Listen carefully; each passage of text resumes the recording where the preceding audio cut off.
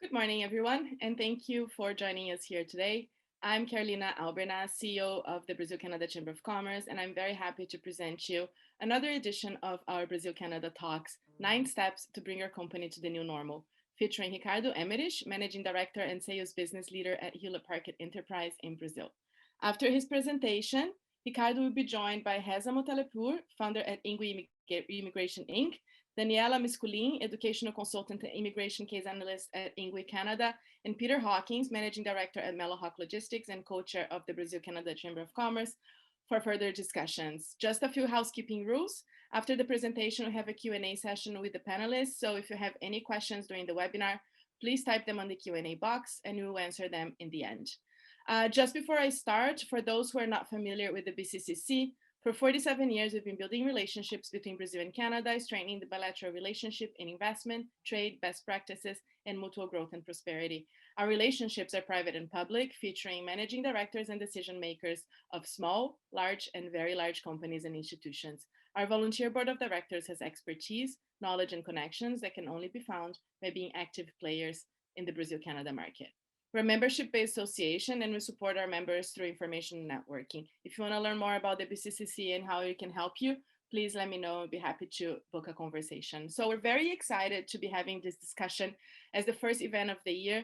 2020 was a transformational year in so many ways, and there is nothing more appropriate than to start 2021 with a conversation on lessons learned during the process of moving full operations from brick and mortar to virtual setups, from systems to processes to people, and all the challenges that came with working from home reality that most of us are still facing. So what are those changes that came to stay? What are the 9 steps that you need to take in order to bring your company to the new normal? So without further ado, Ricardo, the mic is all yours. Hello, Carolina. Thank you very much. Thank you for the invitation. Let me share my presentation here. All right, so now let's just talk about the 5 steps to the new normal. You see that I'm going to use a lot my IT background, but the idea is that we can use it for any other scenario, any other industry, okay? So let's start first with a quick introduction, just to let you know who I am. And then I'm going to talk about Hewlett Packard Enterprise, the company that I work for. And then we go to the 9 steps, okay? So let's start with a little bit about myself. So I'm a Brazilian, you can see by my accent, right? So I'm Brazilian, I'm from São Paulo area. I'm working for Hewlett Packard Enterprise for a couple of years. In fact, I'm in HPE for 30 years. So 30 years in working for HPE. And I always work in this IT market. I started in a very technical role.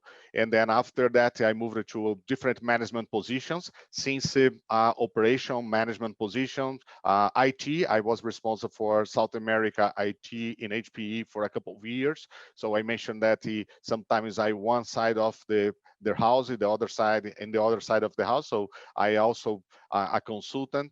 And in those different management positions, I moved to pre-sales, sales, and now I'm responsible for HPE in Brazil, as mentioned by Carolina. All right. Well, but the idea is that I can describe a little bit what is HPE, right? Maybe some of you know HPE, but after so many changes that we have in HPE, it's good that we revisit what is Hewlett Packard Enterprise, okay? So we started at Hewlett Packard Enterprise. We say that we are an edge to cloud platform as a service company, okay? But let's explore a little bit more what we mean by edge to cloud platform as a service company. So let's start with the edge. And we are going to use this digital journey map because I think it's the best way to describe the company, because instead of talking about my company, I'm going to talk about what kind of problem I solve to our customers. So when we start it, we can start from the edge. What we mean by edge? When we talk about edge, we can do edge in 2 aspects. One is when we talk about to redefine the experiences, is when we say that we are touching the human side of the technology. It's like, for example, when you go to a store and the network recognize you. So that's what we do when we talk about edge. At the same time, we have the physical part of the edge. So in the past, we had to have people take a look at the store to see how is the environment is. But now we don't need this, right? We need only some sensors and we can monitor, we can manage manage this technology, and we can also be inside of this environment. So when we talk about edge, we talk about this experience, this kind of thing that we are doing pretty close to the customer experience. Well, the other side is when we talk about cloud. As mentioned, we as an edge to cloud. What do you mean by cloud? Sometimes people say, well, you are cloud, so you have a public cloud. Not exactly. In HPE, what we say is that what we need to do is to address the business challenge that the customer has, and the cloud can help. While we're talking about flexibility, we are talking about agility, and we talk about the availability, what we discussed a lot during this last month.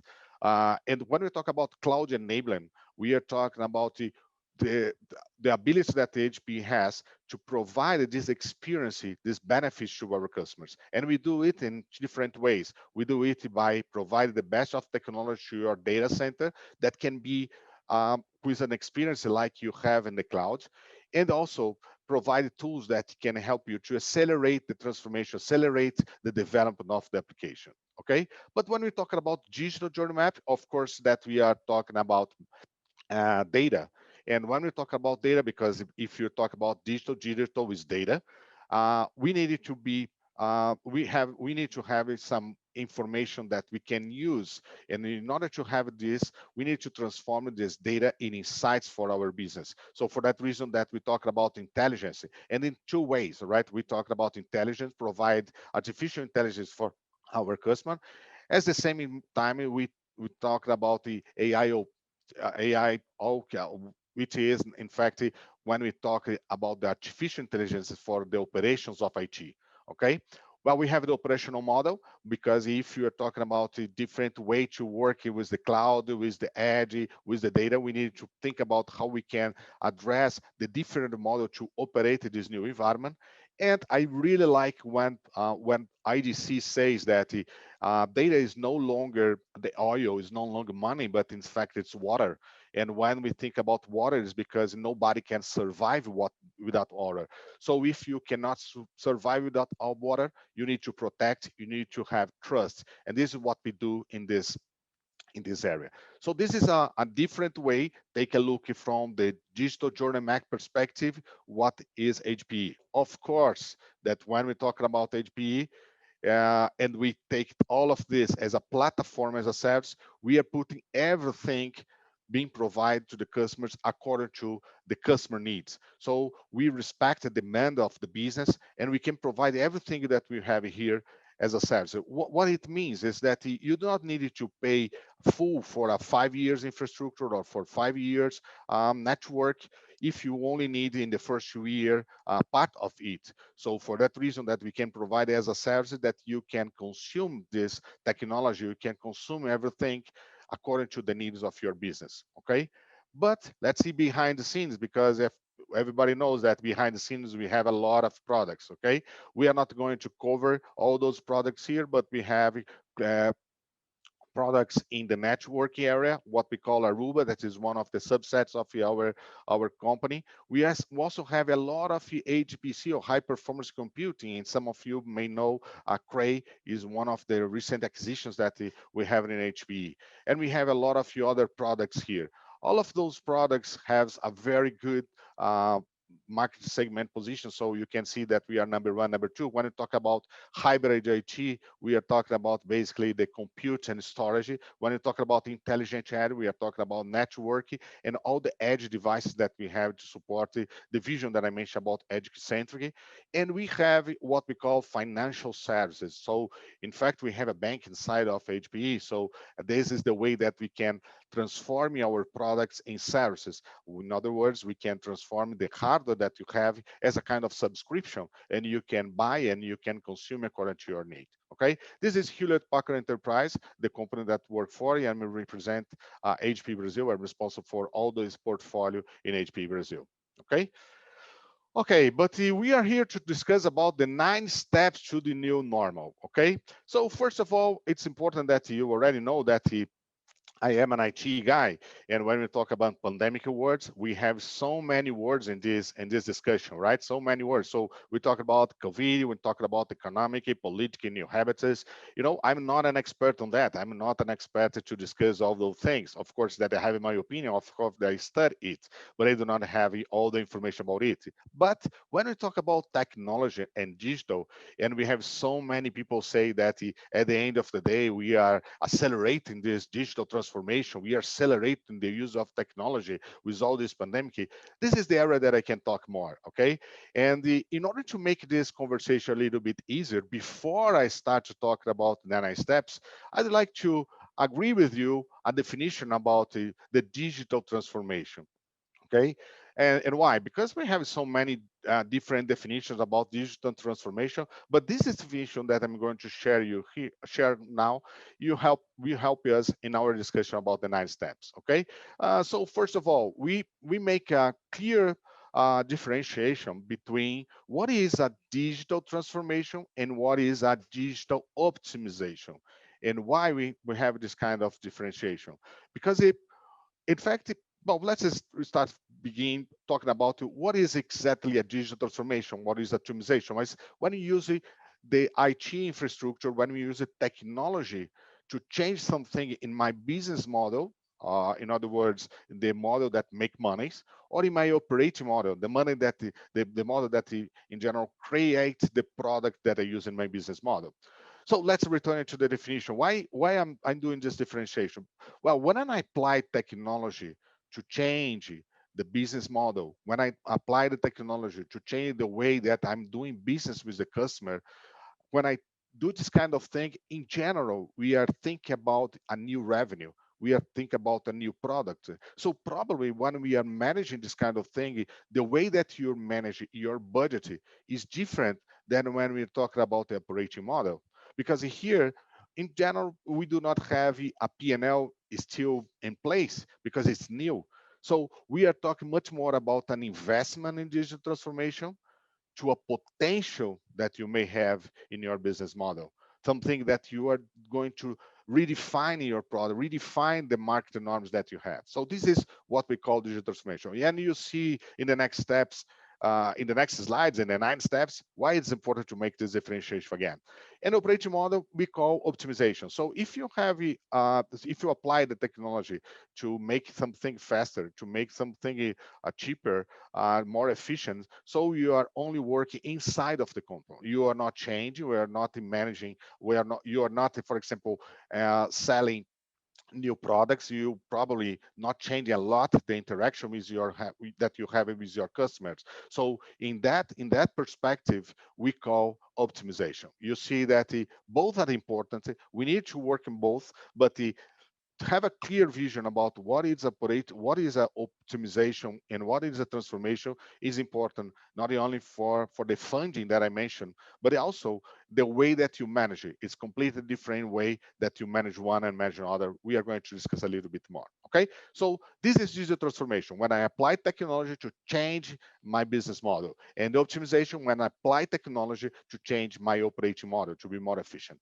Okay, so let's continue here. And again, why we are using a framework. Okay, so again, I'm a IT guy and say, hey, you're going to talk about IT. This is not my business, so I'm going to leave this conference. No, no, no, no. Come on, it's not about IT. It's about a framework, and a framework is something that can help you to organize your ideas. It's something that can help you to compare where you are, where you want to be, and even to share some best practices. Because if you try to categorize one of the areas that you are, you can compare and see how the other move to other steps. So in general, framework is good for that. I'm not here to help you to understand your business. You know your business more than me, but this is a kind of framework that can help you to guide, to map how you work, and how you're reacting for this pandemic world that we are living. Okay, so let's go to the 9 steps. So when we talk about 9 steps, we are talking about 4 steps to protect your business and 5 steps to take advantage of the opportunities that we have in a crisis. That is very important. That's why this, and this is the reason that I like this model, right? In general, we have a lot of models during pandemic just to protect your business. Well, that's good, but at the same time that we are protecting your business, if you do not take a look of the new opportunities and also how your market is moving, you'll not be able to continue even in your market if you do not transform your organization to be aligned with the new rules that probably will come up after the pandemic, right? So for that reason that I like this model. So we have 4 steps that we are calling the steps to protect your business and 5 steps to transform your business. So let's go a little bit with a little bit more details and following all of those steps, okay? So let's start with the first two. Okay, the first two. The first one is when you need to prioritize what it's. Remember, you are in a crisis management. You have a pandemic. You have your stores closed. You have your business and some of business at risk of shutdown. So at that moment, you need to prioritize what you need to continue running. All right, so that is very important, because if you do not select the core functions, and we call the minimal viable operations, if you do not identify those things, probably you not be able to release the resources for the other phase. So again, the first step, you need to prioritize. You need to understand what you should continue working on, the operations that should be shut down. Okay, that's very important. This is the first step. But again, when you do this first step, it's very important that you map what you are prioritizing and what you are leaving as a backlog. Okay, in my IT words, in general, we say that we keep the basic functions of an IT, and we try to create a backlog of the changes of the products of the new features. We are not trying to do here the best of what we can, but we are trying to identify what keep the plane flying, what keep your operation working. Okay, and we need to have some tough decisions here. Maybe you need to define that one area will not be not will continue because the representation of the revenue or the investments that you need to do to keep this operation running will be pretty high, and you need this resource and you need this investment for other areas. And this is when we have the major mistake. And why I'm saying that major mistake, because in general, when we're talking about this first step, we say that everything is a priority, and that's the error. That's the main error that you can have in this phase, because if everything is a priority, nothing is a priority.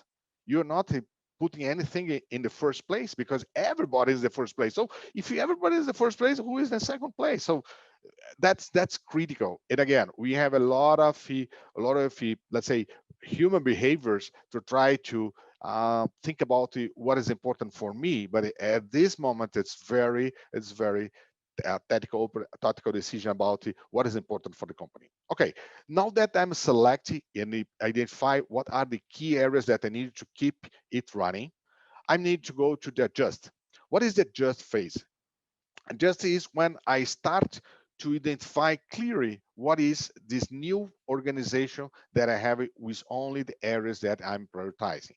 Okay, so at this moment, it's very important, because we are going to select not only the areas, but we are going to select the team that will be responsible for those areas.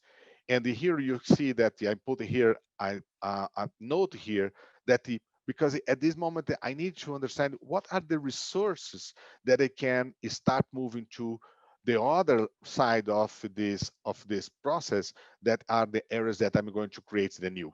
So again, I am prioritizing, and now I'm selecting exactly what are the resources that will be allocated to this.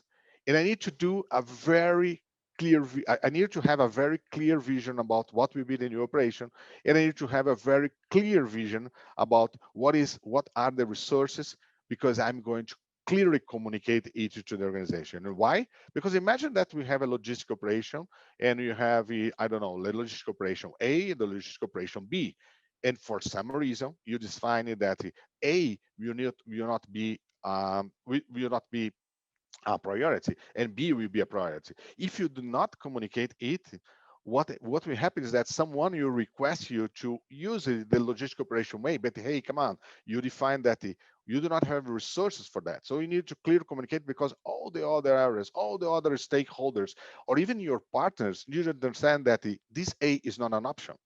This A is not an option, because you are moving resources to another area. And again, why I'm saying that you need to move the resources and already start to talk about the step 5 here, because those things need to occur in parallel.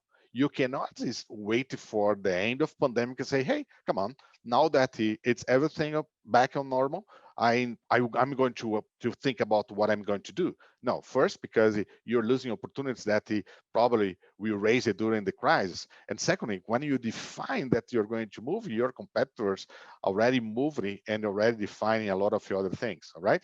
So again, prioritize, defining the organization, allocate the resources, clearly communicate. Step 1 and 2 done. Oh, just a moment. I forgot to mention that it's not created by myself. All right. This is a model created by Rohit Dixie, that is our senior vice president for the advisor on professional services, and he created it along with a lot of customers. All right. So this is a very practical model. This is not the only it's not only a book, right? It's a very practical model. Okay, let's return it to the steps. Okay. Okay, now let's go to the next step. So let's go to stabilize and sustain. Okay, stabilize. What do we mean by stabilize? Okay, you create a new organization. It's new. Oh no, but it's the same logistic B that no, no, no, no, it's not the same logistic B, because remember, you do not have more the logistic A. So if you do not have the logistic A, and you needed to put everybody through the logistic B, probably the demand of this logistic B will be much higher. All right. Any other changes that can happen when you try to accommodate different demands with the operation that you define that is a priority. So stabilize exactly understanding how you started to create it and to put it to work. Okay. And what is the difference about sustain? Okay, I always say that stabilize and sustain is like when you are stabilized, it's pretty much an internal work. Okay, you have a fixed scenario that you evaluated, and this is one of, let's say, one of the scenarios that you create, because of course that during a pandemic you can create different scenarios, because nobody knows exactly what will happen, how much time we will be in a lockdown. So for that reason, we needed to create different scenarios, and of course that when you create scenario, you need to start to work with the scenario. When we're talking about sustain, we are talking a little bit more how we are going to move to the next months. We are not we needed to start understanding what will be the changes that may occur in your environment. So I say that when we are in stabilize, you need to be pretty much focused in what you define and communicate in the just phase, in the phase, the step number 2. But when we go to sustain, we need to start take a look at the words and see if your assumptions are correct. And this is a very good opportunity to understand what are your partners that can mitigate the risks that you have in this step. Because remember, you already located in step number 2, you already locate resources to think about the future. So if we start say, I need more resources, I do not have partners to cover it, I'm going to stop my future to cover my past. So it's very important that at the sustain we think about what are your bottlenecks, how you are managing the peaks, and what are the partners that can help you here. Okay, so in that way we are probably uh, having a good crisis management plan. Okay, so let's now move to the step number 5. When we go to step number 5, we are in observation, okay? And this is very interesting, because when you are in observation, we are start to take a look at the market, but with new glasses, because you cannot take a look at the market. This is one of the problems that we have. Try to say, well, Let me see what I have inside of my house. What are the products that I have and how I can support the new demand? No, no, no, no. It's not talking about products. You do not need to talk about product. You need to talk about your competence, your capabilities, what you can do. If you're a logistic company and you work, I don't know, for one store, can you do something different? Can you do for a consumer? What you can do? Because you cannot think about, well, remember that I mentioned about logistic A, logistic B. Let's see how I can use the logistic A that I had to shut down in the first 4 steps. No, no, no, no. You need to observe in the environment, take a look at what is happening, what happened in terms of the market, what is transforming government actions, in order to see the new opportunities. So observe is really to take a look at the new environment with new glasses. Think that you have a core competence, but do not be restricted to your line of products, because this is an opportunity that you have to create something different. Okay, and just make a point about what I mentioned about the digital optimization and digital transformation. You see that in this moment, we start to observe the market and think about digital transformation, because here we have an opportunity to redefine the market conditions, redefine our line of products using technology. In the 4 steps that we described before, probably we are closer to the optimization, because we want to make operation more efficient, cheaper, because if you do not need to put resources in the passing, again, in the operation that I have, I can release those resources for the other 5 steps to create a new. Okay, now that's we already observed. We needed to go to the alignment. So right, so we already observed. Now we are moving to alignment. What is the idea of alignment? Okay, the idea of alignment is that we can select everything that we learned from the other phase, everything that we observe, and everything that we can take a look for the future.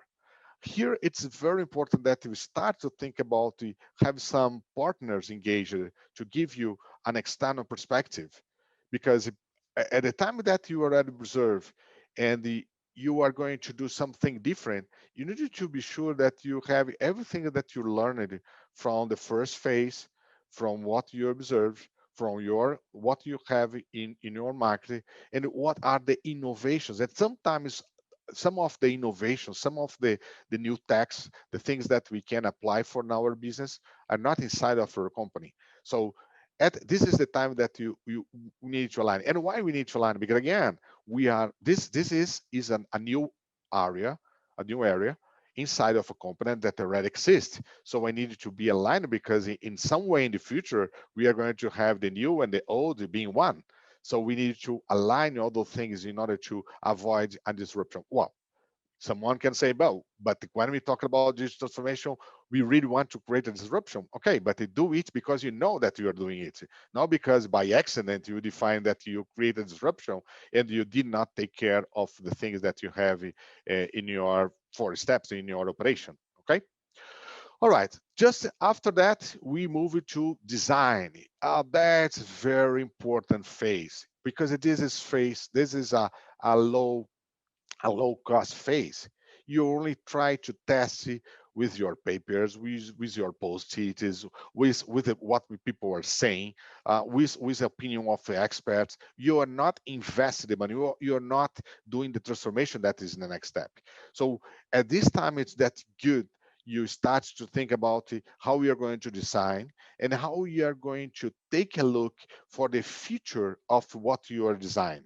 That is very important. This is sustainable, because again, you're going to create a new market. You're going to create something to grow. So do not imagine that this will be, let's say, a single digital growth. It's a new business. Probably be a double digit, because it's pretty good now, because this is the way that it happens when we create a business that is only $1,000 at the next month will be $2,000, because well, we are double, yeah, but we are also very small. So we need to think about this. That will be a double-digit degree growth. Some people say that it's an opportunity for an exponential growth. So we need to think about what we are going to do here for the future, but think about if this future is sustainable. Okay, again. we needed to identify the risks and prerequisites that we have for the design and the dependency. The dependencies with what? Exactly what we define in alignment. Remember that we revisited the 4 steps. We've revisited what we learned in Observe. We try to bring some experts' opinion here. So we have a lot of things to use here to understand the dependencies. So what are dependencies? So imagine that you put a new project and you are putting everything depend on a new player that we do not have any reference. Well, the risk will be much higher. I'm not saying that you do not need to continue on that, but you need to be aware in this design phase. Again, this is a low cost activity. So invest time to design, invest time to understand what you are going to provide. And start to think about it as a service, a subscription model, something that you can grow according to your growth. All right, that is one of the things that really make a difference between startups and, let's say, traditional companies. In general, traditional companies think about a model that will be executed um, regardless if it's good or not, because it's a plan. So let's execute the plan. This is the difference of a startup. A startup has an idea, right? So implement the idea, try the idea, and if it's not good, let's do and change the idea. So what we need to do is to do this kind of thing. But if you have a big sunk cost, that will be a more difficult decision. Because remember, if you invest a lot of dollars here, remember that you need to return it to your shareholders and say, hey, come on, I made a mistake here. And I'm going, no, no, no, no. Now you need to continue and go at the end. That's not good. So for that reason, the as a service, you can start small and consume the technology. You can consume what you need according to your growth. That's what really cloud enabling. When we're talking about those small companies, those in fintechs, they do not have any big data centers. What they are doing, they are designing, taking consideration that they are going to, maybe in the future, they need a data center for data gravity or any other constraint. But at the beginning, at the time of design and time of the start of this operation, you can think about as a service. Okay. After that, we are going to go to transform. When you go to transform is the time that you need to think about money, all right? You're going to execute. Now it's money, all right? In design, you only have papers. No. In transformation, now you have people involved. You have maybe assets being engaged for this product. You have a lot of those things, and we started to think about your reputation, because if you are going to launch a new product or anything, you need to think about this kind of thing. So the first thing is also about money, right? So first thing is think about the different ways to finance your product, right? Again, it's time of the money. So you need probably return and see if design you use it as a service as much as possible, because this is a good way to balance the investments that you have, and maybe the funding will be easier. Okay. The other thing is think about the right mix. Okay, of course that we can think about the right mix of IT, but you can think about the right mix of anything that you have in your company. I mean, what you are adding, what is new, and what you already have inside of the house. Okay, and why it's important that you do this kind of thing, because when you think about right mix, it's not only about money, of course, that if you have inside of the house, you do not need to buy something different, but at the same time, it's time to market, because if you already have, if it's already a known platform, you can take advantage that it's already in place, so you can go ahead and use it. All right. So transformation is the time that you need to think about this right platform. Okay. And you are in a right moment to transform your organization, to do something new, to touch people. Because at the end of the day, we are talking about move people to a new business. If you think about it, you need to think about management of change. All right, we use a lot of times in the past management of change, but I think that now we are not taking it so much in consideration.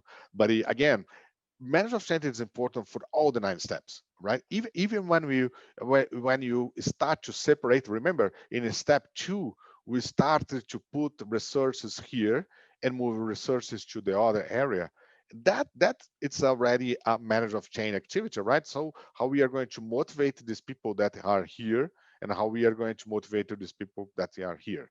Okay, so this is very important thing in all the process, but at the time that we are transforming, the time that we start a new operation, it's key. If you do not have a manager of change, you're going to have people think about how to manage operate our old operation and try to manage a new operation. So that's key for this. Oh, and I forgot to mention, all right, when we are adjusting, all right, in the phase two, and when we talk about people, it's very important that we empower these people, because remember, we are going to put the leadership, the people that think about new marketing, with this team here. So we need to be sure that we are engaging people here that has the empower, has the autonomy to keep this operation running while we have some executives involved with the new. Okay, and again, and why? Because the new will create the future. This is one here. Do not, or again, it can be the future also, right? So we do not have changes in your market, but the most likely scenario is that probably you have a different marketing. So we need to think about what will be new. Okay, so after transform, you are moving to the next phase. And the next phase is exactly when you go to optimize. Okay, what is the difference between sustain and optimize? Well, when you are on a sustain, you are trying to keep the operation, and it's pretty similar to the operation that you already have. When you are in optimize, you are trying to make better something that you investment, that you build your new business, that you want to have a long-term life for that, and that you have, and that you need to invest for to grow. So you need to really understand if all the assumptions that you have, all the KPIs that you define are aligned with the results that you have. So at that moment, you need to be sure that you are running fast to take advantage of the market that you create, the product that you launch. So the view that you have in optimize is different than sustain. Sustain, you do not want change. You want to keep. Optimize, no. You need to be open for change. And one thing that we talk here is that when you are on optimize, you need to think about an emergency mode, because again, unfortunately, we do not know if this pandemic will be closed tomorrow or next month, because we already have the first wave, we have the second wave, we have variations. So how we have a more flexible work here, more flexible model here that can take advantage, because we know that in the past we were not prepared. So we needed to collect learning with the emergency mode operation to be able to take advantage and create. Okay, this this is basically the 9 steps. So we are keeping the operation, we are protecting what you have at the same time that you are creating in different steps. This is a framework, as I mentioned. We create and we use it basically with IT teams, but I think you can use it for your industry, and you can use it for you, right? So imagine that you need to prioritize what you are doing. You need to adjust according to what you prioritize in order to stabilize the new life, the new way that you are working, in order to sustain what is, let's say, your baseline. But at the same time, you are seeing that the world is changing. So what you are observing, what you are aligning in terms of your development, what you are designed for you, and what you are studying, what you are transforming activities, and how you can optimize it to make to be a better professional. So again, it's a framework. Okay, so this is pretty much what I have for 9 steps. Uh, Now let's move for, let's say, a kind of example that we can discuss 9 step, just to give you some, let's say, scenarios. But it's about what we call edge to office. As you know, most of the companies move employees to work from home, and this is one of the things that we also did in HPE. So the first thing that we started to discuss is, okay, what is exactly happening? All right, well, changing the way that we are working. Okay, so again, we have a crisis. Okay, most of the thing, remember, when we have this kind of thing, start to say us different things that we mapped if we didn't have a crisis. For example, they say, I'm more productive working at home.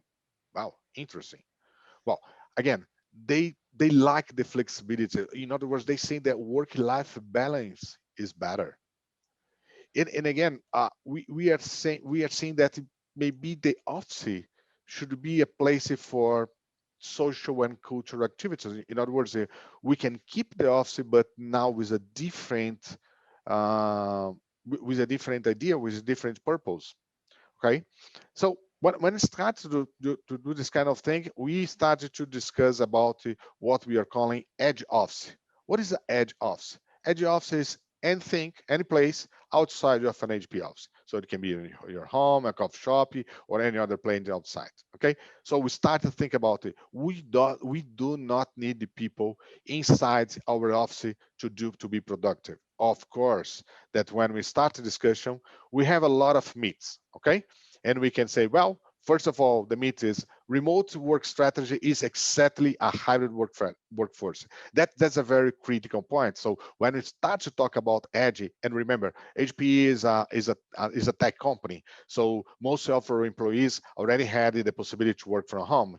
But it's different when we have, let's say, the possibility, the alternative, when you define that maybe your main office will be the edge office. So the strategy that you are going to create for this hybrid workforce is different than what you had in the past. So that's the first thing that we discussed. The other is that people say, well, remote employees are less productive. No, outside of that, no, it's not true. They report more than 70% of our population said, I'm more productive. Okay, you can say, no, they were comfortable in at home and they answer that for any reason. No, we have in our metrics, we have records in customer satisfaction, records in productivity with the people work from home, and we do not need to monitor the manager. They work by objectives. They know what they are doing, right? So we give flexibility, we give it then autonomy. They are being more creative. Okay. Oh, only some jobs cannot be done remotely. Well, we thought about that about our call center, our technical call center, the call center that support our customers. It's very interesting because they say, no, call center we need to be in one place because they exchange ideas. No, come on. They work from home. They connect using technology. For that reason, technology is so important. And they had the best customer satisfaction index in the last years. All right. So again, they are happier. Our customers are happier, and they have a better work-life balance. So we can do that. It's not let's say any standard. We need to revisit it.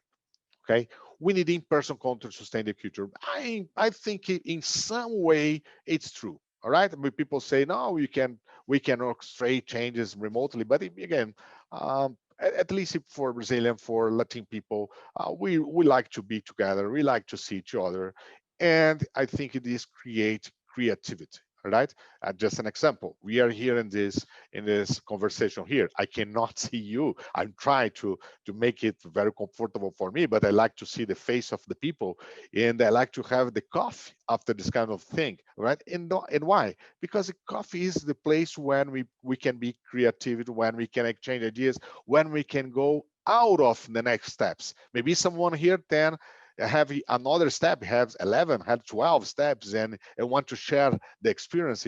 It's good. So this kind of thing only occur when you do not have a very strict agenda. And when we have a remote world, I really believe that we have a very strict agenda. But this is just a comment regarding how we think about it. And for that reason that we are not closing and what are defining that we have a remote works only. Okay, no, you continue having our offices to create creativity to make it strong our culture. Okay, hybrid workforce model hurt diversity, equity, and inclusion. That's not true. Probably the people with some disability, maybe in at home, he or she has more resources than we have, and it's an opportunity that we have to learn, because this is very interesting, because we are visiting, we are going inside of the home of an employee. So it's an opportunity that to say, hey, you have this, you have that. So you can learn and start to think about this new hybrid workforce, because maybe what we learned from the culture of have someone inside can be moved to this environment here. All right. And some people say, but at the end of the day, we are duplicate IT infrastructure. No, it's not true, right? You are expanding. You need to do investment, of course, that you're doing something better, but you're doing this to have more productivity, to be more efficiency. So you are doing a optimization. If you are not changing your product to say that you are doing a transformation, at least you can say that you are doing a optimization. Okay. And just to close, you need to visit here the steps that we have. So first of all, the first step that we prioritize what we are going to do. So we say, well, let's see who we are going to move home. When we start to do the adjustment, say, hey, no, everybody will go home. So we start to move everybody homes. So in step 3, we start to put tools and process. So just to let you know, we have changes in the tools that we use it. Remember that I mentioned that it's not the same thing to say that we have remote works and now that we have an edge office, completely different approach, that everybody will be at home and only use the office for culture and for creativity things. So we need to revisit the tools and process. And in sustain, we are monitoring, improving, and observe. And that's a good point, right? When we did it, all right, when it starts to put people at home, remember, this is the first phase. We only said to the people, hey, gone home. No, oh, but I do not have I do not have a monitor. So take the monitor inside of our office and go home. All right. Oh, I do not have a computer, so take the computer in our office and go home. Okay. At that moment, remember, we have people starting to think about what will be the new environment. So we start to do an employee assessment. At that moment that we found out that at, at the end, they are uh, at least more than 7% are saying they are more productive. At the moment that we are able to see that we have a better customer satisfaction that we had in the past. Okay. So we start to create this edge to office concept, and the idea is why not? Okay, so it's an innovation, because we are going to say, hey, now it's not an option. We are going to move everybody to the edge. Oh, it's new. Again, we need to think about a new policy. We need to think about new tools, but we are innovating. We are creating a new way to work. We design tools, process, education. We need to really support the team. So when we are in transformation, that we need to use management of change, education is key for that, right? And now where we are in continuous improvement. In HP Brazil, we already implemented the H2 Office, and we are running exactly in this way. Okay. So again, team, thank you very much for the time. Thank you very much for this space. I really want to think that this kind of thing can help you, at least to guide you to organize your ideas. Again, maybe you have it 12 steps, you have 6 steps, but the use a framework and organize your ideas and exchange this experience. It's very important. Okay, Carolina. Thank you so much, Ricardo. Thank you for this amazing presentation. I would like to now invite Peter, Daniela, and Reza to join the conversation and promote a very interesting discussion focused on not only like what you just presented to us, but how these adapt into people and transformation, migration. So, Peter, why don't we start with you? Sure. Ricardo, we this is actually my second time seeing this presentation, and I have to tell you that I got more out of it this time still. That's good. And we have talked about it in my own office, because we have people from all over the world, and we are using COVID as a way of almost scorching the earth and starting to say, okay, now we can make change, because we have people who are very resistant to change. What I am, 'cause one thing that came to me today, hearing this presentation, and I got a little bit concerned, and I'd like to know how you're dealing with it, is several of the activities, the educational activities, the training activities, are not cash generating. And Right. is there a way for a smaller organization to legitimize those things, or is it just a case of trying to find the money, trying to find the budget to uh, to make these options available? Do you have thoughts on that? Yeah. Well, first of all, I think when we talk about the people are not willing to change, I think it's important that you use a framework to help the people understand where we are, where we want to be. Right. I think the main risks that we have in terms of resistances is that when the people do not understand exactly what is the next steps or what I'm doing and why we have people in the other room and I'm here in this room. So when we have a clear communication about that, it's important. I think education, of course, that is important, but I think we can invest and use part of the let's say the restrictions that we are going to put in one operations to reinvest in educate the people. So that's so important. So when I talk about it, you need to prioritize to release the resources to the new. You need to think about that some of the resources will be to education. All right. So we need to be sure. But for that reason, that for me it's so important in the step number one, really have the priorities. Right. Because if you say at the end of the day, what we see in some of the activity meetings, they say, hey, everything is important, otherwise we do not have it. That's true in the past words, not in pandemic words, that we need to release resources to educate and to prepare the people for the next phase. And so people who embrace it, of course, are going to grow with the company, and those who can't, they become disposable in some way, right? That like really and truly, Yeah, the yeah, future of the yeah, new normal is to yeah. embrace change. That's right. And that is an interesting point because if, for example, some people say, hey, I want to be in the 5 steps, right? The steps for the new. That's good. All right. So if you go there, probably you're going to develop yourself as a business developer, someone that can understand the marketing. But people that will be in the other steps probably will be good leaders for transformation, for operations. And remember, we are saying that we are releasing and giving them more autonomy, more chances to take decisions. So at the moment that we do this, probably you're going to come up in these 4 steps, new leaders, people that can really run the operations. What is very critical also. Very interesting. I want to bring Reza and Daniela in as well. Um, do you find that the candidates that you're seeing are willing to embrace change? Reza, can you give a comment on that? I mean, that's a prerequisite of what we do, right? We're in global mobility. We physically move uh, or assist professionals and their families to move across borders. So the whole concept is about change and adapting, right? So if anybody resists change, this is definitely not, they're not going to try to move across borders, countries, cultural boundaries, right? So it plays into that whole global mobility and immigration as well. Uh, so I agree with that. Wonderful. And Daniela, in the education side, do you see people learning these techniques? Yes, for sure. I believe the technology bring a new hope for the education because you can study in Brazil in a Canadian university, and you don't need to change your place, but you can change your life if you took a course in other country, and this can change everything. Interesting. So, Ricardo, do you have people reporting to you who are actually in different countries? I can tell you that now I started as INGP leader in Brazil in November, but before that, during the pandemic, I had people in 11 different countries. Right, so Wow.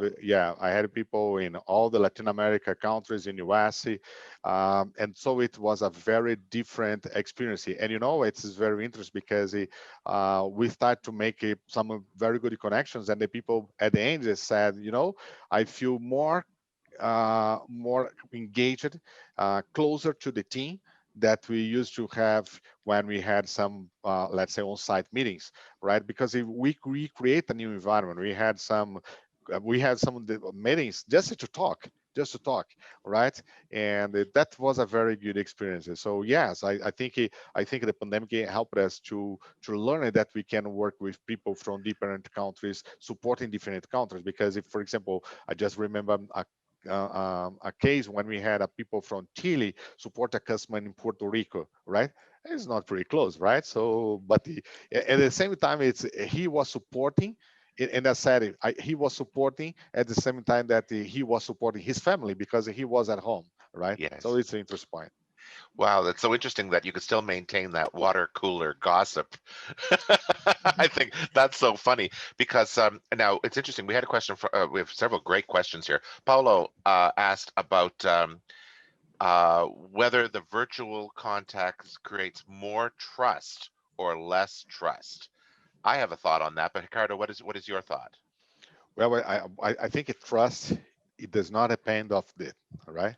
I think that has other aspects, right? When you create trust, I think for example, we needed to have a let's say a track of record with the person, and you can have a track of records, regardless if you are on site or if you are not on site. Okay, of course that yeah. Another thing is that you have some intimacy, right?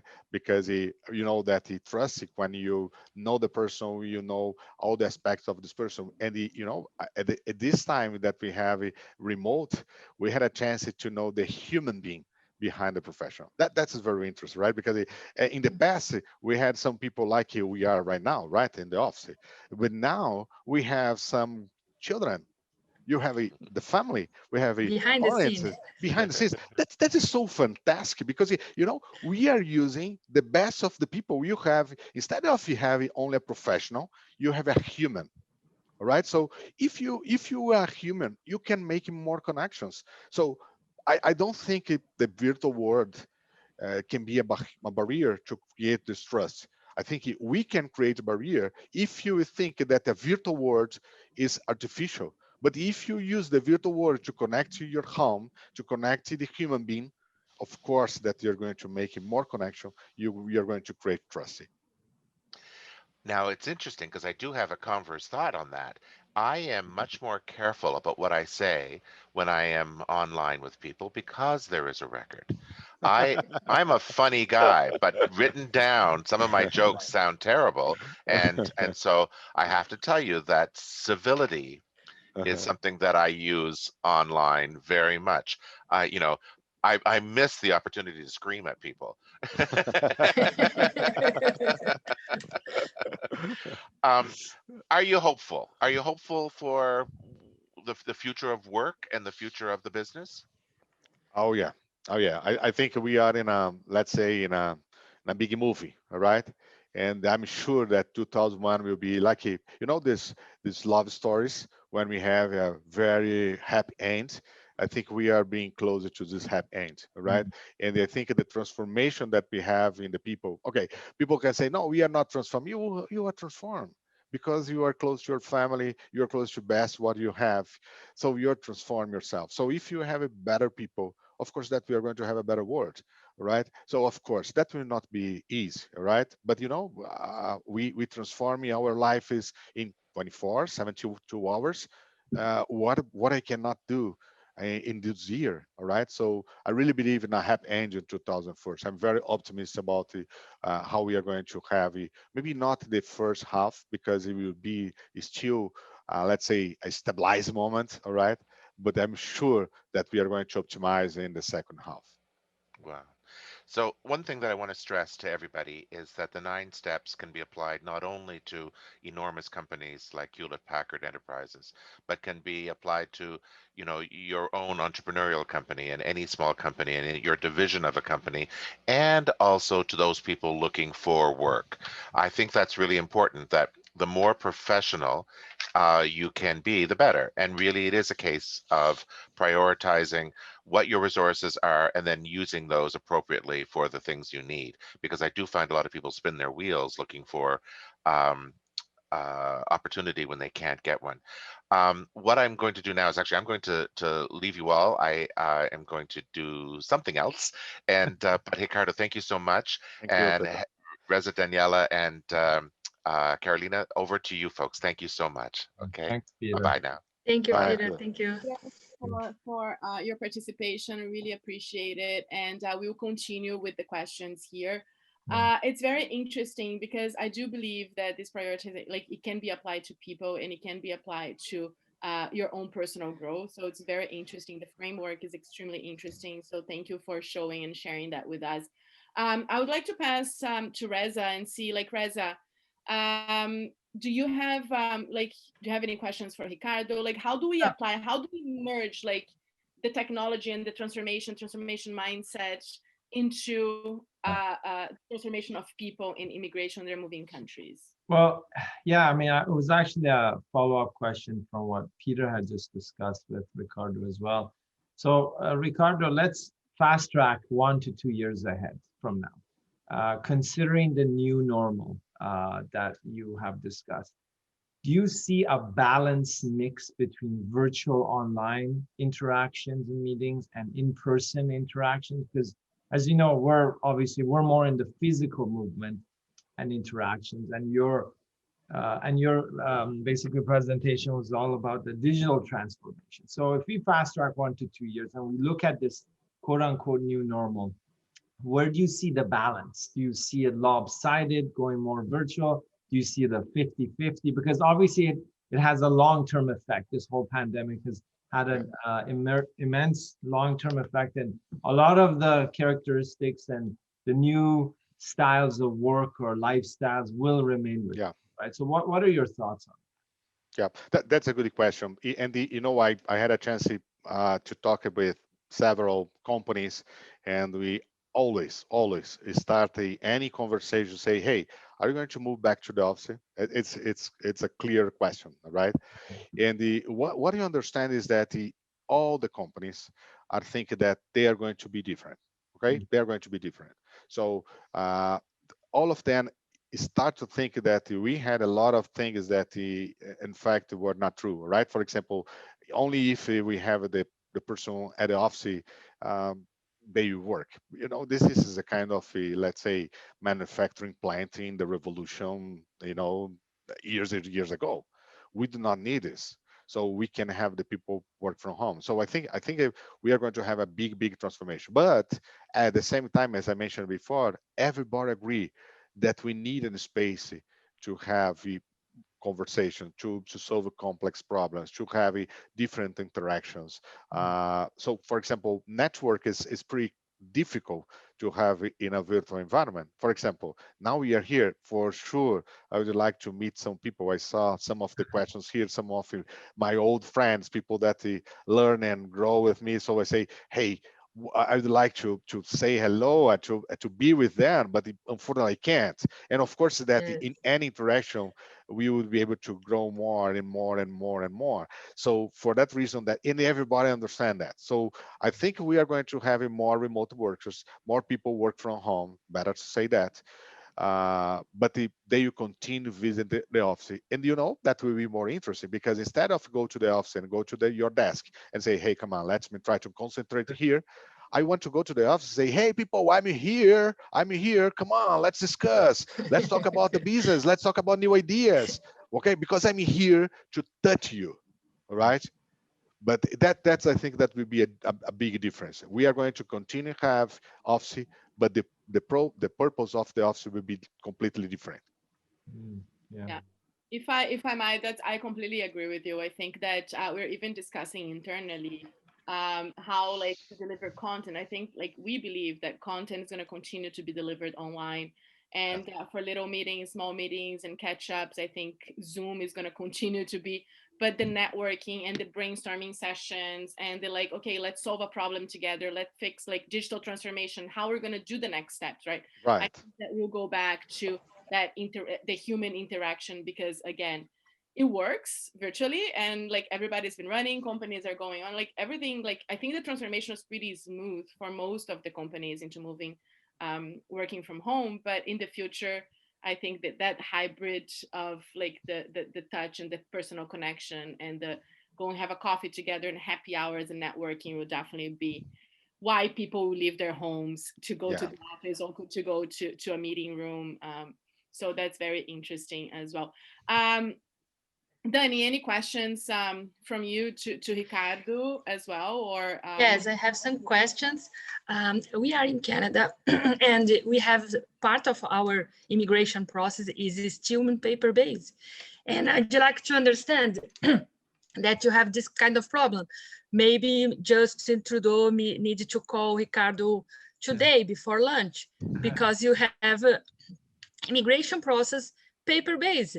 You believe I can call a client and say, please send your documents in paper. It's a little bit crazy if you imagine that you are in a technological revolution. What do you suggest for the Canadian government? Well, I think I need to start with my government. I cannot say about the other government because my government is all over paperwork, you know. But I think we are talking about step by step, right? So I really recommend, for example, people understand what is, for example, blockchain that can really create a revolution in that area of controls and security. That's one of the technologies, all right, that can really change the world in that way. But I think we are going step by step. I think people are understanding, people are creating trust, and trust is not something that you can say, you know, oh, take a look at me and trust me. No, you need to convince, you need to prove, you need to build. So it's different, right? So but I think this is a way. I remember that other day I was in another conference and one guy say everything that we could be digitalized will be digitalized. That's the future. That's the future. That's the future, right? If it will be tomorrow, next month, next year, I don't know. If we have it in one way using one technology or another technology, I don't know. But at the end of the day, we are going to have everything utilized. Even with all those customer recognitions and face recognitions, can you imagine you present your ID? Okay, your ID is more important than you? No, of course not. But if you do not have your ID, you are not you. Come on. Yes, yes. But when you think about global mobility, and we have clients that want to be like you, students that would like to work for you, and clients that would like to work with you, how you can say they will travel more, or they can choose when they will travel for work or for pleasure? That's a good point. For a coincidence, yesterday I was in a meeting that we were discussing about a Canadian, a HPE Canadian employee. In fact, he's a Brazilian, and he would like to be working from Brazil to the same role that he has in Canada. A little bit opposite of some people that want to go to Canada, right? But you know, it's a two-way. It's a two-way, right? But I think what I think that is interesting because when you think about let's say the more tactical operational things, we say, well, you know, it doesn't matter. It doesn't matter if he works from Canada or he works. Okay, he is going to work in a different time zone. He needs to adapt some of the things, but again, it doesn't matter. So I think every time we are going to have people from different countries to work for different countries, and I think travel will be more flexible. But as I mentioned before, if you have a complex project, if you want to create a different culture, if you want to break some barrier, if you want to do something different, maybe you need to take the airplane and go and meet each other and see each other. That is awesome. Yeah, no, for sure. And I think that going back a little bit on the paper-based technology, I think it's also, and I had a conversation with a couple defenders of paper, right? And for them, it's all about the safety of privacy, making sure that the information are going to be hacked, all that kind of stuff. That, I mean, it has to be evolved, but I agree with you. Let's put blockchain to everything, make sure that it's all safe, and we can start, we can kill faxes in Canada that are still a thing. So,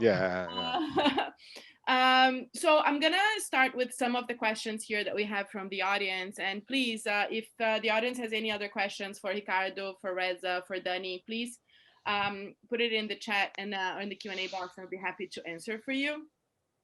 So first of one, so what's your opinion, Ricardo, in terms of how leaders are dealing with the change management regarding reskilling the employees, training versus time for this new normal? And also another thing that is very important, mental health, right? That's something that we've been talking so much during this year. How are companies dealing with mental health issues with this transformation? Because we know that one thing is working from home, one thing is working from home with three kids under 5.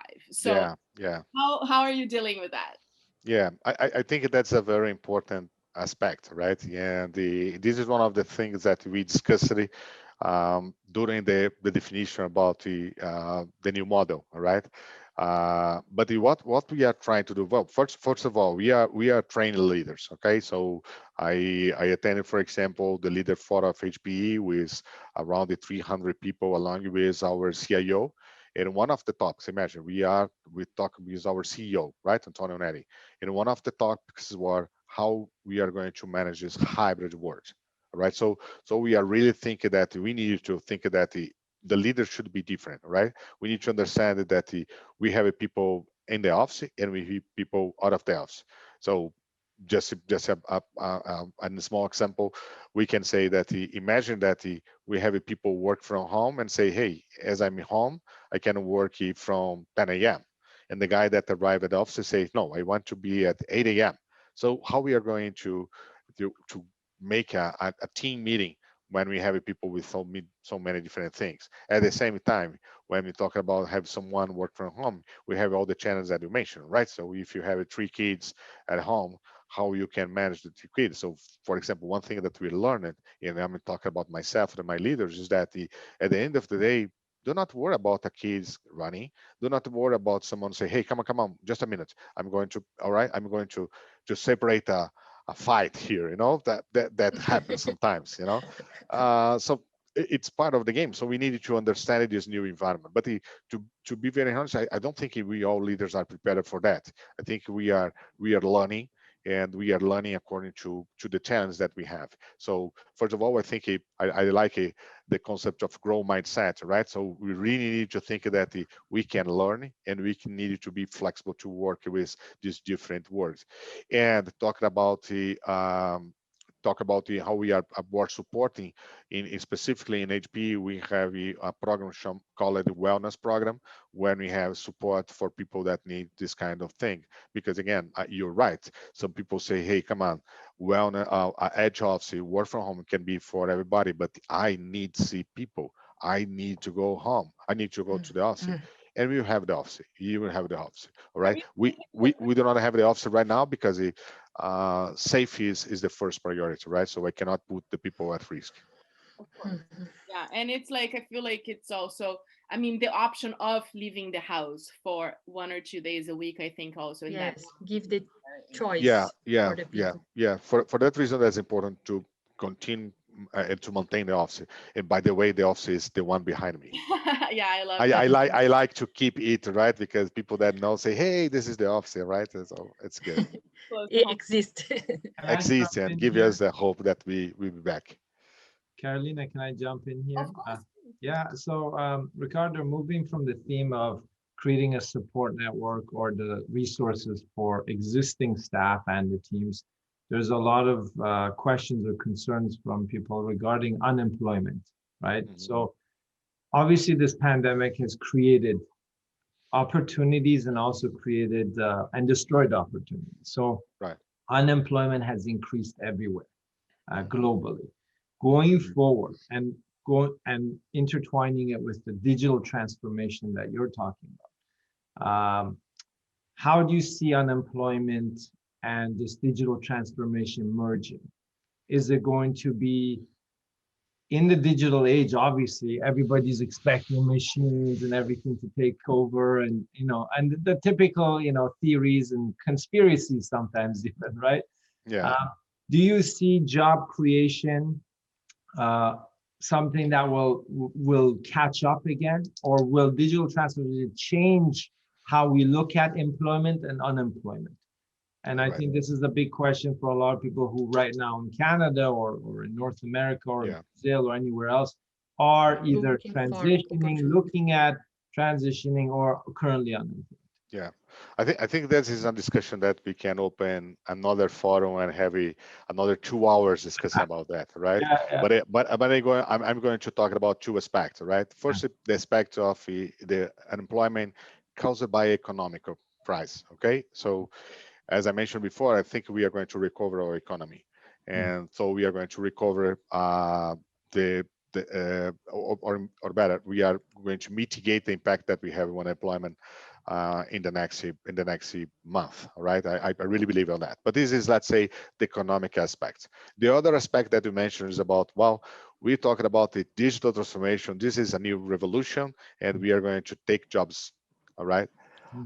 Well, that's true, but we already had the other revolutions, right? So if you take a look at the history, we already had other revolutions, and we adapt ourselves. What I think is that sometimes at the same time that we say what we can be digitalized will be digitalized, what can be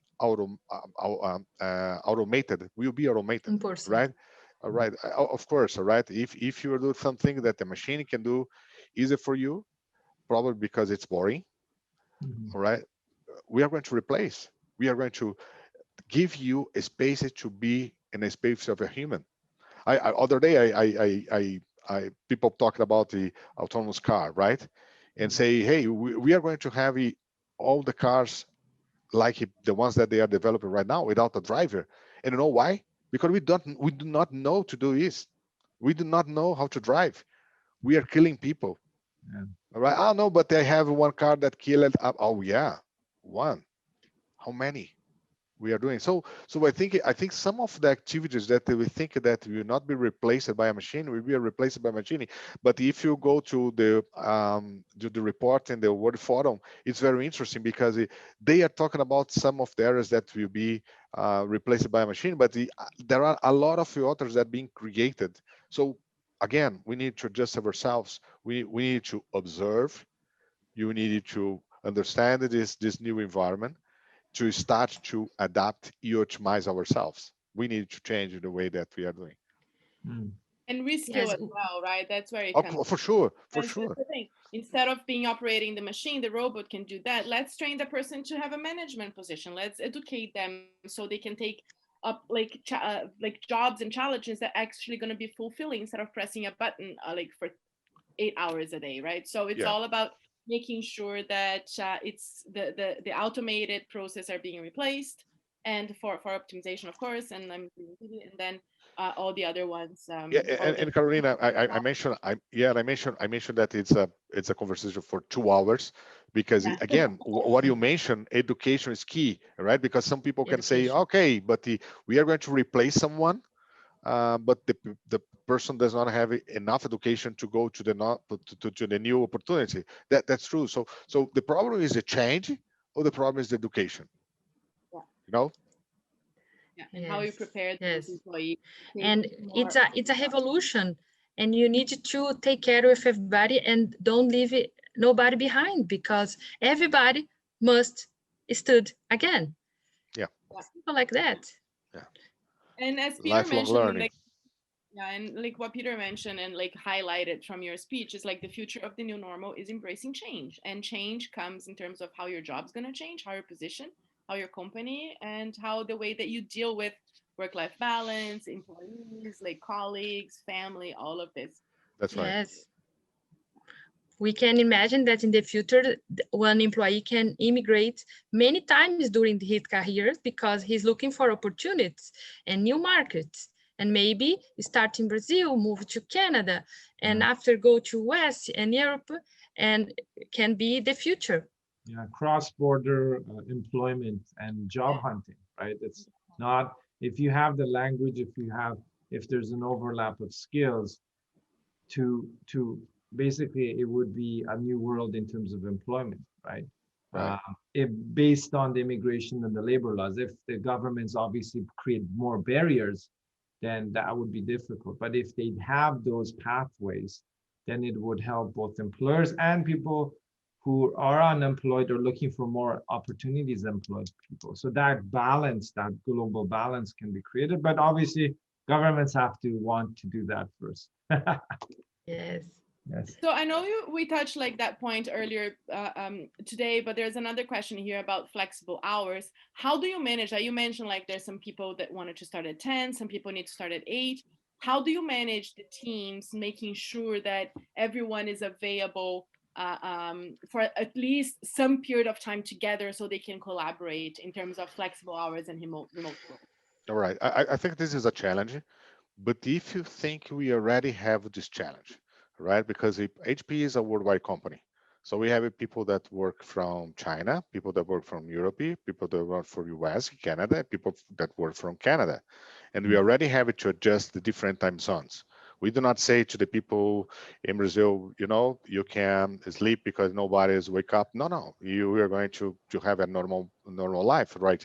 Job is part of your life. It's not all right. So we are not machines that will be set for a specific time zone according to your task.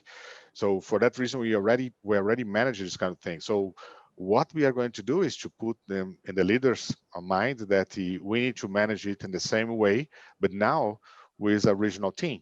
Probably you're going to have different time zones. And again, how we are do with the worldwide team, we agree. Sometimes I work at night, sometimes the other people wake up early, and we are going to manage this. And that's exactly. And this is sometimes we think that this is only a leader responsibility, but no, it is an employee responsibility also, right? Because when we're talking about flexibility, everybody needs to have flexibility. Everybody needs to lead for a specific environment that can help to have everybody working in a good way for everybody. All right. So again, I think it's much more a mindset change than a challenge. Well, okay, it's a challenge, but it's a mindset challenge. And in my opinion, it's not only a leader responsibility; it's also an employee responsibility. He needs to understand if he works for someone in US, sometimes he needs to work at night.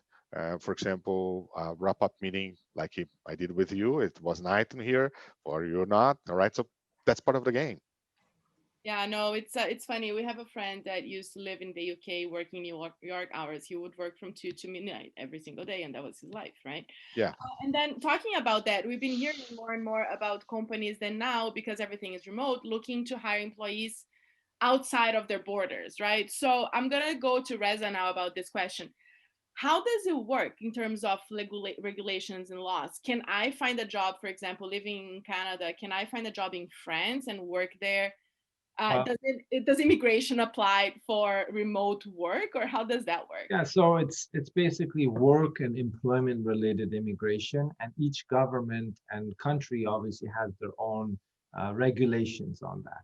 Some countries are a little bit more flexible. Some countries there's a lot of paperwork, a lot of barriers to entry into that labor market, um, and including bureaucracy. So Canada, some people say, oh, it's difficult, but no, it's not impossible. It's happening. There's thousands during this pandemic. There's tens of thousands of work permits which were issued by the Canadian government for foreign workers to come in to help out with different industries, because these are jobs that either Canadians will not do, cannot do, or in that region, there's not enough people live. As you know, Canada's population is quite thinned out when you go into the more rural areas. So there's tens of thousands of these jobs that have been filled and are coming into the country, but not every country, Carolina, is as, let's say, pro-employment immigration, right? If you talk about France or other countries, there are more restrictions. Canada is in between, I believe. But generally speaking, it falls directly into immigration. And as long as the employer is willing to hire across borders and bring in the new members for its team, then it is possible, especially in Canada. But if the employer is not willing, then even if the regulations are supportive, then it really doesn't matter, right? And it's all about education and knowledge as well. When you're talking about the employee and the employer, whether it's possible, what are the challenges involved? And that's where professionals like us assist employers in making those decisions and doing the applications. So even if the person is not physically moving to Canada, she still needs to apply for a virtual, let's say, work visa. Well, technically, no. If you can hire somebody, like right now, we're looking at hiring different people across the world, right? If they want to physically come into Canada and participate in the labor force, the labor market, by being employed and being paid by a Canadian employer, then they need a work permit. So there's certain scenarios where you don't need a work permit. If you come to Canada and you're employed by somebody outside of Canada, Got it. Or if you're employed by a Canadian company and you're outside of Canadian borders. So those are two areas where you actually don't need to deal with this bureaucracy of immigration governments and whatnot. Got it. Yeah. So a couple more questions here from our audience before we finish. So with all the virtual meetings and digital expansion, where does the traditional on-site hardware production stands? And how are the first and second sector companies dealing with this new normal? So manufacturers and like companies that are non-technology, let's say, how did they adapt? And how is the quality control and hardware keeping up with this? Yeah, I think when we talk about someone that needs to be on site, there is no way, right? So, for example, in HPE, we define who are edge office and who are offsite, right? So we cannot say for someone that the managing something inside of a manufacturing plant to be at home, all right? It doesn't make sense, right? But it's like to say that someone that they are cooking a restaurant can cook from home. No, it's not possible, right? So you need to understand the nature of the function, the nature of the job, in order to better define. What I'm saying is that some of the things that we had in our mind that need to be revisited, all right? Because we, as I mentioned before, our call center has a very good results doing this. And in the past, we never thought that we could have call center agents work from home, right? So I think that's the point. You mentioned two parts of the questions. This is one of the questions. The other one is, I have to find it here again. So how, like, I mean, I guess it's kind of like one thing to the other. Like the question was about how the quality control and hardware production is keeping up with it. But I guess it's keeping up because people are actually in the factory. That's right. And kind of like doing, there are some things that unfortunately cannot be done. Yeah. And then another is a startup mindset more necessary nowadays than to adapt ourselves into this new normal employment era? So does everyone has to have that's yeah.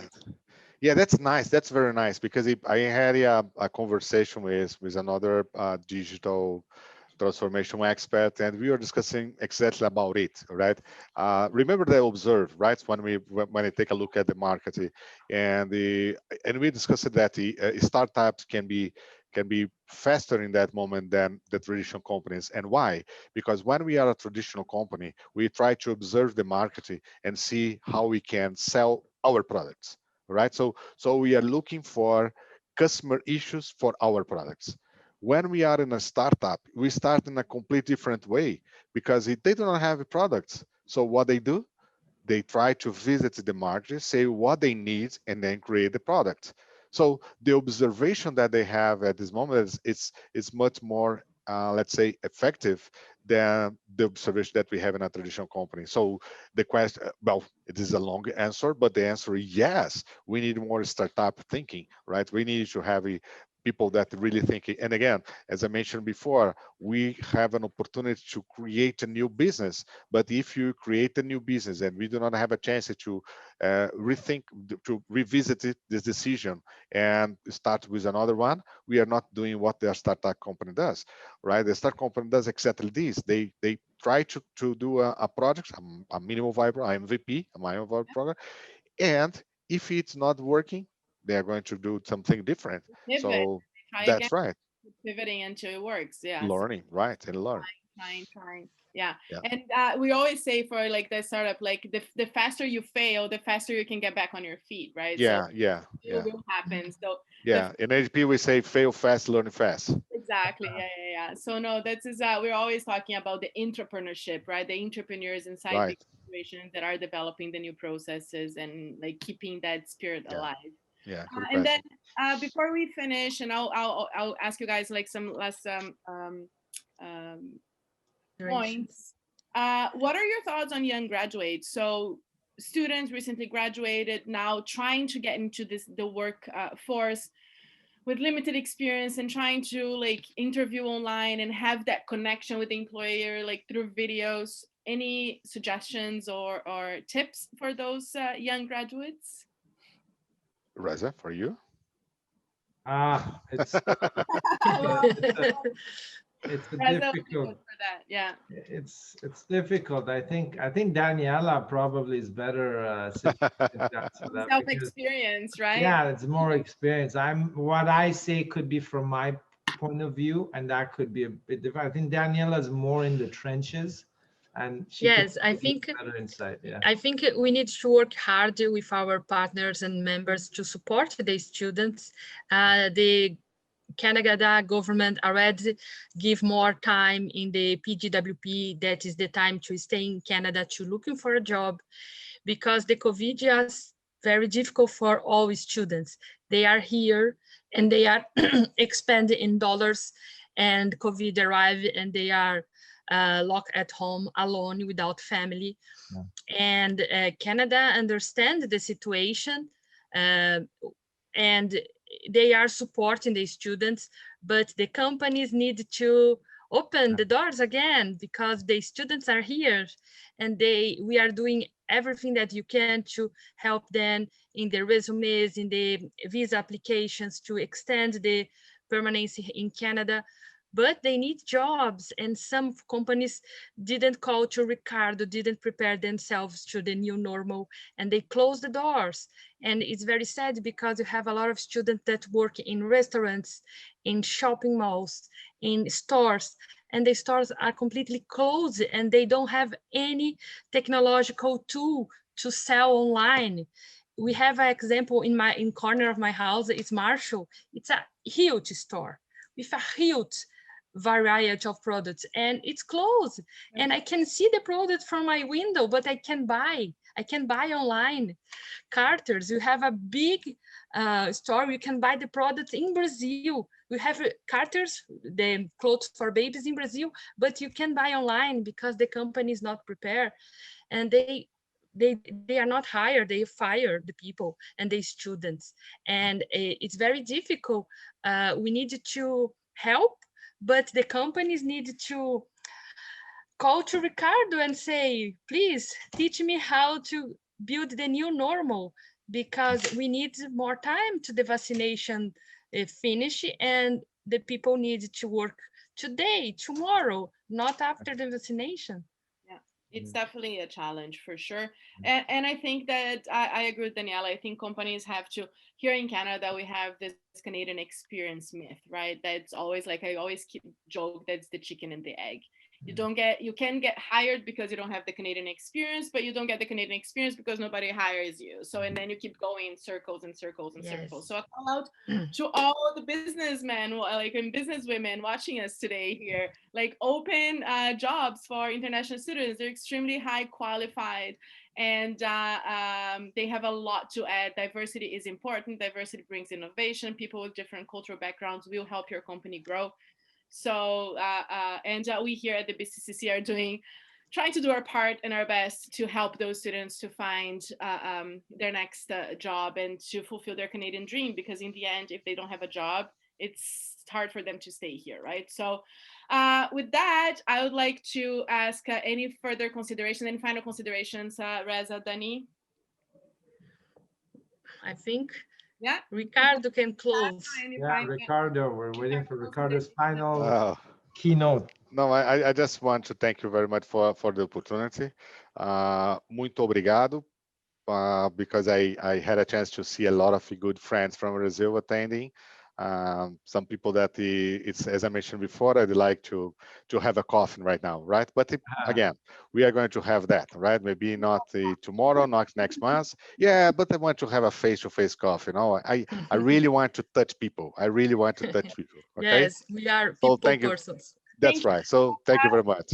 Thank you so much, Ricardo. Thank you, Daniela and Reza, for being here today. We do want to remind you that if we have any immigrants or anyone watching us that is looking into coming to Canada, please connect with Daniela and Reza. They have a lot to offer. They can help you to plan your next step and to make sure that your immigration to Canada or anywhere else you want will be successful. So you can have their information. Dani, can you say the website for INGWE again? Yes, INGWE Canada. We can find us in the LinkedIn and YouTube, and you can reach us in ingwe.canada. /Loja, and we can book a consultation and help everybody to find your way to become a Canadian. And then if any of you is struggling with like digital transformation or digital optimization, also connect with Ricardo. I'm sure he'll be happy to help you evaluate what the next steps would be for your company. And I would also like to thank our annual sponsors, Vale, Export Development Canada, Brookfield, Landing Mining, Votorantim Samara Cement, and Sescompa Rio for the constant support.